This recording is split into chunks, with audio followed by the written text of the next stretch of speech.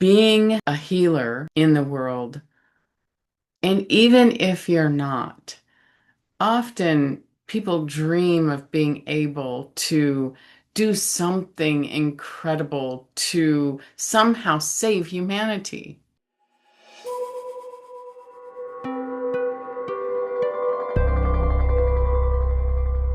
And sometimes people have daydreams as kids wanting to save the world. And as we grow older, often people say, I want to bring peace to the planet. I want to heal the world. I want, to feed all the starving people. I want to stop all of war. And so that fuels a lot of our desire in going forward. And sometimes that desire is what lands us on a spiritual path.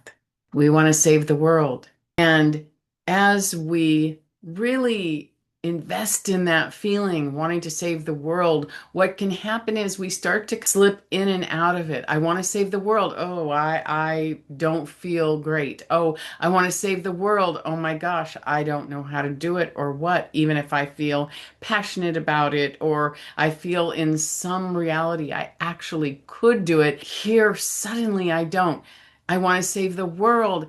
And as that desire grows, the evidence of our own emotional pain and stuckness also can grow. And when that happens, one of the things that occurs is that next message drops in that says, oh, I have to save myself. I cannot save the world if I somehow am not okay inside. I cannot save the world if I am reactive and out of control when certain places of pain inside of me gets triggered. I cannot save the world if I cannot stay balanced and peaceful in my own skin day to day. I cannot save the world if I just don't even know what my gifts are. So now I enter into a path that says, I'm going to save myself.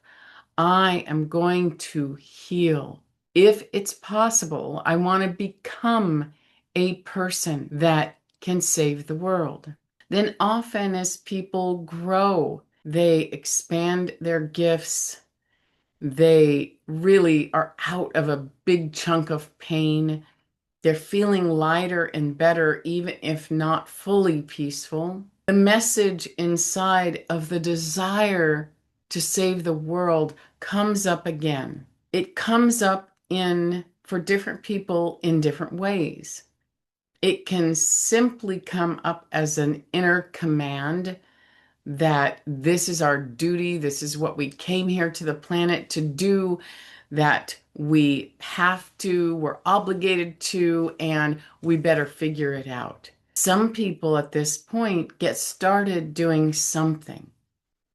And even if they don't get started and they just stay in that desire, there's usually a point where people realize that not everybody wants to be saved, that there's 9 billion people in this world that are all doing their own thing on their own path, creating their own reality, that there is an extreme pressure in this world that is competitive, jealous. There's extreme darkness and violence. And then it becomes really evident. Oh, wow. Can I save the world?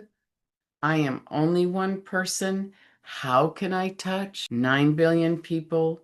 Really, especially if those people don't feel that peace is the way, that goodness is the way to a better life for everyone, and that other people matter. At that point, most people reevaluate and ask themselves, am I relevant at all?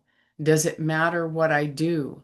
If I can't heal the world because this was part of a message that my ego got attached to, then does it matter if I'm here? Does it matter if I continue to grow or do this work?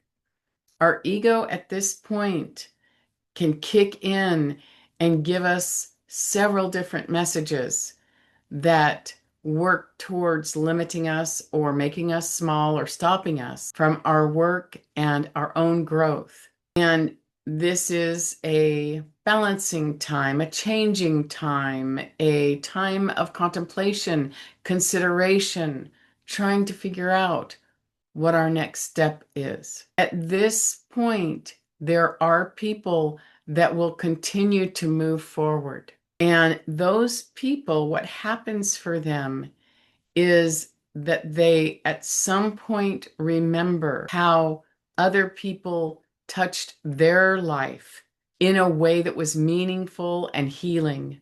And they are so grateful and thankful that another person stopped and said, "Hey, I love you," and offered them a helping hand. They know it mattered to them.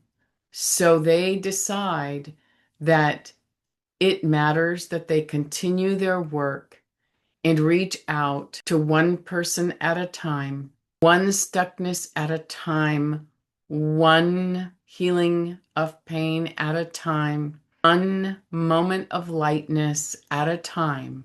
And they continue moving forward, one person at a time, one soul at a time. And they stop being attached to saving the world. Masses don't matter. Remember, you matter. The individual matters.